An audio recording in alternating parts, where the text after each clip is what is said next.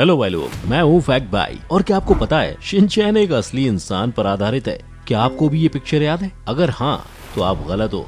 लेकिन आपका शिनचैन से परिचय करवाने से पहले मैं बता दूं कि शायद इस शिनचैन की कहानी आपकी आंखों में ना थमने वाले आंसू ला देगी, क्योंकि इस शिनचैन की मौत बचपन में हो गई थी। हाँ, मुझे भी इसी तरह का शौक लगा था। तो क्या इसी दर्द भरी कहानी के चलते शिनचैन कार्टून के लास्ट एपिसोड में आज तक मेकर्स ने बताया ही नहीं है आखिर कैसे हुई थी शिनचैन की मौत? वेल, चलिए जानते हैं इसके बारे में हमारे आज के वीडियो टाइटल असली शिनचैन की रुला देने वाली कहानी।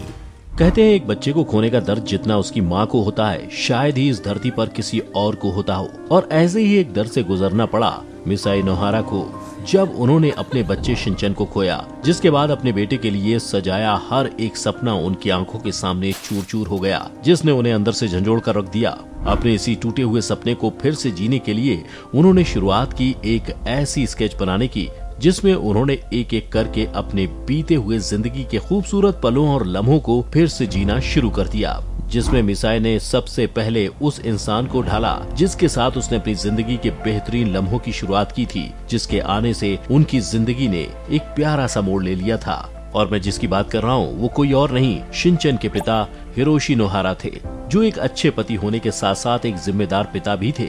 अगर हम इनकी पिछली जिंदगी पर नजर डालें तो इनका बचपन जापान के अकीटा में बीता था, जहां से वो अपनी स्कूलिंग कंप्लीट कर जॉब की तलाश में कसुकाबे पहुंचे। और ये शहर हिरोशी के लिए बहुत ही बेहतरीन साबित हुआ, क्योंकि यहीं उनकी मुलाकात हुई अपनी बेहतरीन बेटर हाफ से। जी हाँ, मैं शिनचैन की मॉम मिसाई कोयामा की बात कर रहा हूँ। अब जैसा कि हमने शिनचैन कार्टून शो में भी देखा है, हिरोशी फ्लर्टी मिजाज के इंसान थे, पर मिसाई से मिलने के बाद जैसा उन्हें महसूस हुआ वैसा आज तक किसी से भी मिलकर नहीं हुआ था। इसीलिए जब उन्होंने मिसाई को देखा तब पहली नजर में ही वो उनके दिल में उतर गयी। और जिस मिसाई को देख हिरोशी का ये हाल हुआ वो योशिजी कोयामा की बेटी थी, जो कसुकाबे आने से पहले कुमामोटो में रहती थी। अगर हम उनके नेचर पर नजर डालें तो शिनचैन कार्टून शो की तरह मिसाई रियल लाइफ में भी काफी केयरिंग और लविंग थी। साथ ही उन्हें शॉपिंग करने का भी काफी शौक था। हालांकि शॉपिंग करने के साथ साथ पैसों को सही तरीके से कैसे इस्तेमाल करना है ये भी वो बखूबी जानती थी। लेकिन अगर वो कुछ नहीं जानती थी तो वो ये था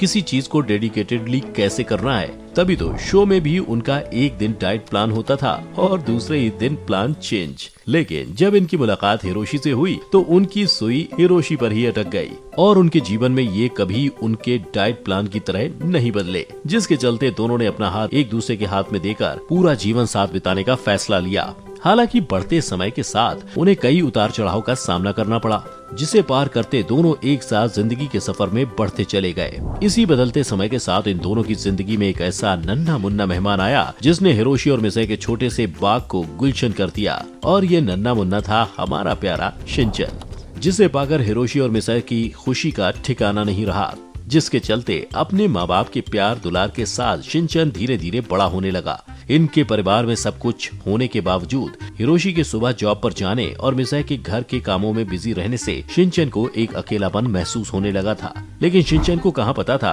कि जल्दी उसे एक खास दोस्त मिलने वाला था, जो उसकी जिंदगी को और भी ज्यादा खुशियों से भरने वाला था, जिसे किसी और ने नहीं पर बिल्कुल शिनचैन के शो में दिखाए गए प्यारे से डॉग शीरो ने भरा। और ये तब हुआ जब एक दिन शिनचैन को शीरो एक बॉक्स में पड़ा हुआ मिला और उसके जिद करने के कारण हिरोशी और मिसाई भी उसे घर में रखने के लिए मान गए, जिसके बाद उन दोनों के बीच में काफी गहरा रिश्ता बन गया, जिन्हें शब्दों की कोई जरूरत नहीं थी। बिना कुछ कहे ही शीरो और शिनचैन एक दूसरे को समझ जाते थे। पर दोस्त होने के साथ ही जब भी मिसाई घर पर नहीं होती तो शीरो शिनचैन का ध्यान भी रखता था और फिर नोहार परिवार का कभी जुदा न होने वाला सदस्य बन गया।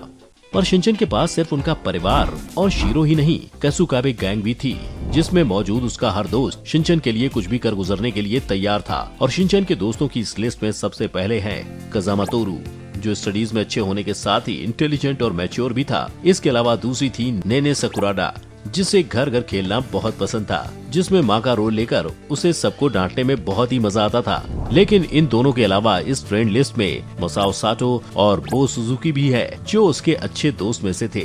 और हमारे शिनचैन को उसके ये सारे ही खासम खास दोस्त फुटाबा किंडरगार्टन में मिले थे, जहाँ छोटू सा शिनचैन इन सब लोगों के साथ बड़ी शैतानियां करता था। लेकिन इतने सब लोगों के होते हुए भी शिनचैन को कहीं न कहीं एक खालीपन महसूस होता था। वो हमेशा के लिए उस दिन मिट गया जब उसे पता चला कि बहुत जल्द उसके घर में उसका एक छोटा भाई या बहन आने वाले हैं। क्योंकि शिनचैन को अपने आने वाले भाई या बहन के बारे में पता चलने के बाद उसे बहुत खुशी मिली थी और उसी समय से वो अपनी मॉम को लेकर प्रोटेक्टिव हो गया था। जैसे शिनचैन कार्टून में दिखाया गया वैसे ही रियल लाइफ में भी वो खुश हुआ था। उसकी मॉम जहाँ भी जाती वो उनके साथ साथ जाता था और फिर वो दिन आ ही गया जब शिनचैन की बहन हिमावारी इस दुनिया में आ गई, जिसे देखते ही वो बहुत खुश हुआ। और इसी खुशी के साथ साथ धीरे धीरे जैसे जैसे हेमावारी बड़ी हुई, शिनचैन और हेमावारी के बीच बहुत ही प्यारा बॉन्ड बनता चला गया। अब शिनचैन खुद भले ही ढेरों शरारत करता हो पर अपनी बहन और शीरो का बखूबी ध्यान रखता था। हालांकि हेमावारी चल नहीं पाती थी, लेकिन अपने बड़े भाई शिनचैन को देख वो यहाँ से वहाँ रेंगती जरूर थी। लेकिन शायद नोहारा परिवार की खुशियों के दिन यहीं तक सीमित थे, क्योंकि अब एक ऐसा समय आने वाला था जो उनकी जिंदगी हमेशा के लिए बदल देने वाला था। जैसा कि हमने पहले ही देखा कि शिनचैन अपनी बहन से कितना प्यार करता था और हमेशा उसका ध्यान रखता था, और जब कभी मिसाई और हिरोशी बाहर जाते तो शिनचैन और हेमावारी को घर में ही छोड़ जाते थे। लेकिन कहते हैं ना, किस्मत का लिखा कौन बदल सकता है, क्योंकि एक दिन ऐसा आया जब हिरोशी को अपने काम के सिलसिले में बाहर जाना पड़ा। जिसके बाद मिसाई बच्चों के लिए खाना बनाने गई तो उसे याद आया कि वो एक जरूरी सामान लाना भूली गई थी। इसी के कारण अब उसे फिर मार्केट जाना था, तो वो बाकी दिनों की तरह बच्चों को घर पर ही छोड़कर जाने के लिए निकली।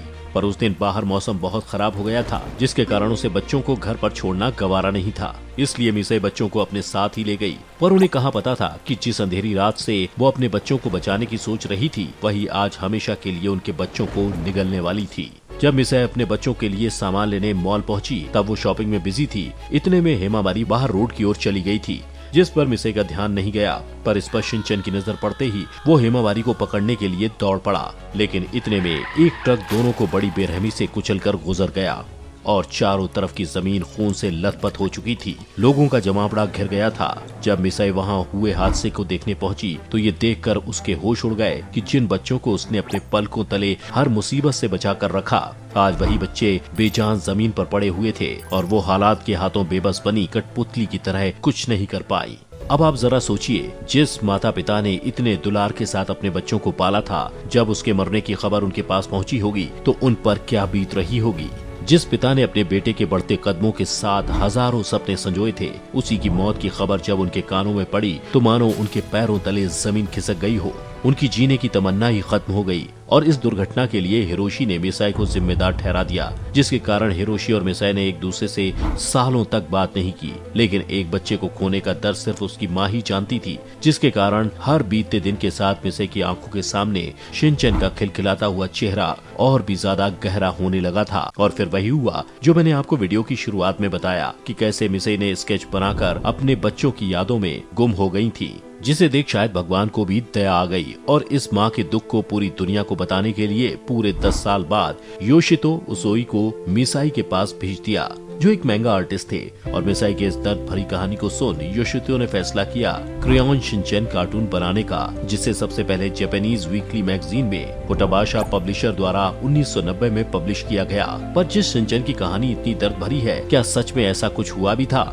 शायद नहीं, क्योंकि शिनचैन के पब्लिशर कंपनी फत्सुबाशा के एडिटर का यही कहना है कि शिनचैन के कॉमिक बनने से पहले उसके राइटर योशितो उसुई ने ड्रैकुला स्टोरी नाम का एक कॉमिक लिखा था, जो रियलिटी में एक असली व्यक्ति के रोजमर्रा की जिंदगी पर बेस्ड था। और इसी कॉमिक के लीड कैरेक्टर से इंस्पिरेशन लेकर उसके राइटर और कॉमिक्स के पब्लिशर ने शिनचैन को जन्म दिया, जिसके पीछे का कारण यही था कि उन दोनों को शिनचैन की कॉमिक्स से जापान और दुनिया को नॉर्मल जापानीज घरों की एक झलक दिखानी थी।